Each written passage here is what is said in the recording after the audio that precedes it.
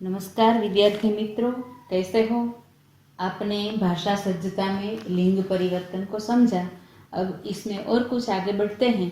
तो सबसे पहले आपको यह तो पता है कि हिंदी में लिंग दो प्रकार के हैं। गुजराती, अंग्रेजी, संस्कृत सभी में 3 प्रकार के लिंग होते हैं, किंतु हिंदी में 2 ही प्रकार है, पुल्लिंग और स्त्रीलिंग।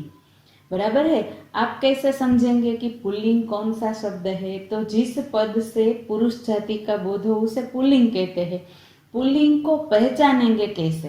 तो जो शब्द आपको दिया गया है, कैसा पूछने पर उत्तर मिले वह पुल्लिंग शब्द है। कैसे? तो उदाहरण है, देखें। लड़का कैसा तो पुल्लिंग, बैल कैसा पुल्लिंग, पंखा कैसा पुल्लिंग, दरवाजा कैसा पुल्लिंग। आया समझ में? अब स्त्रीलिंग, जिस पद से स्त्री जाति का बोध होता है उसे स्त्रीलिंग कहते हैं। पर स्त्रीलिंग को पहचानेंगे कैसे? तो कैसी पूछने पर उत्तर मिले वह स्त्रीलिंग है। कैसे? तो लड़की कैसी, गाय कैसी, खिड़की कैसी, पुस्तक कैसी। बराबर है। अब कैसा पूछने पर पुल्लिंग, कैसी पूछने पर स्त्रीलिंग। तो हम जो शब्द हमारे सामने आते हैं उसे पुल्लिंग और स्त्रीलिंग में विभाजित कैसे कर सकते हैं यह सीख लिया। अब आगे बढ़ते हैं। तो पाठ्य पुस्तक में भाषा सत्ता के लिंग परिवर्तन के कुछ नियम दिए गए हैं। इसके अलावा और भी कुछ नियम है जो मैंने लिख कर दिए हैं। आप बराबर से समझना और पढ़ना, फिर लिखना।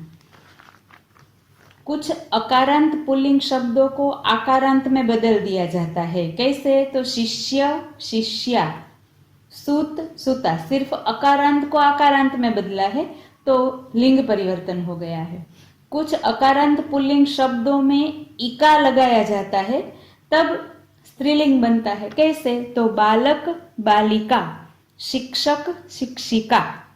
अकारांत को इका लगाया है। बराबर है। अब और आगे, कुछ पशु पक्षियों के अकारांत पुल्लिंग नामों के अंत में नी जोड़ दिया जाता है। पशु पक्षियों के अकारांत पुल्लिंग नाम है, उसमें नी जोड़ने पर स्त्रीलिंग बनता है। शेर, शेरनी, ऊंट, ऊंटनी। बराबर है। अब आगे, व्यवसाय सूचक पुल्लिंग शब्दों के अंत में इन लगाया जाता है। कैसे? तो माली, मालिन, धोबी, धोबिन। बराबर है। और आगे, प्रायः सम्मान सूचक पुल्लिंग शब्दों के अंत में आइन लगाया जाता है। बराबर समझना। प्रायः यानी कि लगभग, हमेशा सम्मान सूचक पुल्लिंग शब्दों के अंत में आइन लगाया जाता है। पंडित, पंडिताइन, चौधरी, चौधराइन। बराबर है। अब समझ लिया। भाषा सज्जता में पाठ्य पुस्तक में दिए गए हैं वह नियम है, और भी यह नियम उनमें जोड़ देना। अब आपकी भाषा सज्जता में एक प्रश्न दिया गया है अंत में, उस प्रश्न का उत्तर मैंने लिखा है।